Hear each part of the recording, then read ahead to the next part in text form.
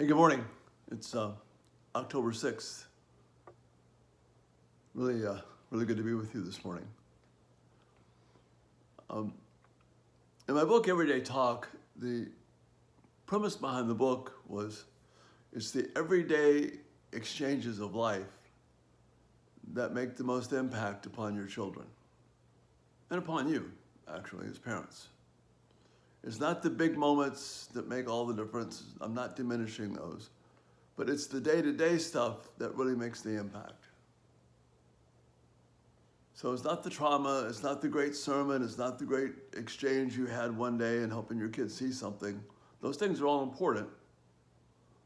But it's the day-to-day interaction that we have with our children, with our husbands, our wives, people we interact with. Doesn't matter whether our kids are 2 or 22. It's that day-to-day interaction that makes the difference. And that's what represents God most clearly. Or better stated, that's what represents our view of God most clearly. Because we're always representing God. We can never not represent him. The question is, how are we representing him? So another fact of day-to-day life is this. People mess up, people sin, people make mistakes, people have issues. We all need to be growing towards the cross. So Ephesians 4 says, bear with one another in love, which assumes that there's a reason to bear. And we've got to stop being shocked when somebody else messes up or sins or has an issue. That's just the way life is. We're here to deal with that. That's our calling as Christians, as people who want to be loving and caring. As parents, we need to be involved in this. As husbands and wives, we need to stop being shocked by sin and say, how can we show the love of Christ when we encounter sin? So your child may need correction. Your husband or wife may need encouragement. And if we come across with an attitude which is kind of grumpy or just self-righteous or putting up with it, it's not a gentle, soft answer. If it's not a gentle, soft answer, it's going to stir up response, a negative response. It's going to stir the pot and makes things worse. Proverbs chapters 15 and 16 have a lot to say about this kind of day-to-day interaction. Proverbs 15:1 is what I just quoted about soft answer turns away wrath, gentle answer. But 15:15 says this, when a king's face brightens, it means life. His favor is like a rain cloud in spring.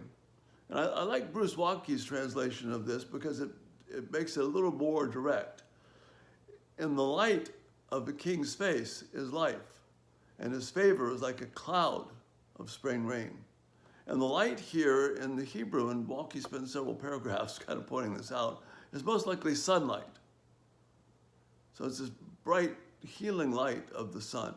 And that's consistent with the tone of the passage because we've got the spring rain coming. So you've got the light of the sun, the rain in spring. Well, for those folks, spring rain meant that the crops would grow and they would get the moisture they need to begin growing.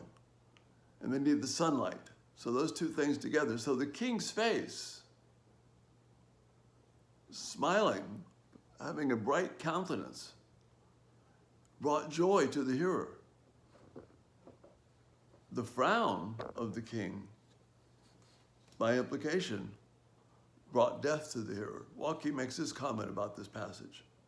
And some, the author of life mediates through his just king, whose wrath heralds subsequent death, and whose favor heralds subsequent life.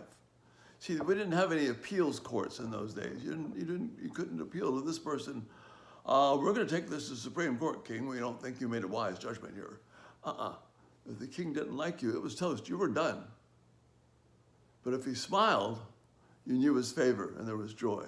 That's the kind of influence we have over those we interact with. Are you an advocate or an accuser? This is the question we asked yesterday. Are you an advocate or an accuser? See, there's no question that the people we deal with are going to have issues. So we could easily accuse them. But if I'm an accuser, then I'm not bringing the light of God's truth. I'm not bringing joy. I'm bringing the threat of wrath. And that negatively impacts those we're trying to help, those that we love. And then just a few verses down in chapter 16, sliding down, keeping the same theme in this, are you an advocate or an accuser? Again, I'm reading Walkey's translation here. Go look up 16:21 in yours, but you'll get it. The wise of heart is named insightful. A person who is wise, that gives great insight. And sweet lips increases persuasiveness. Sweetness of speech, sweet lips increases persuasiveness. You see the picture here. If you're an advocate, your wisdom is adorned by sweet, pleasant words, encouraging words. It doesn't mean you ignore things going wrong. It doesn't mean you ignore discipline, but you ignore discipline with sweet, pleasant words because they bring life like the king's face. So even your discipline must be one of giving hope, of bringing light, rather than bringing wrath and then retribution.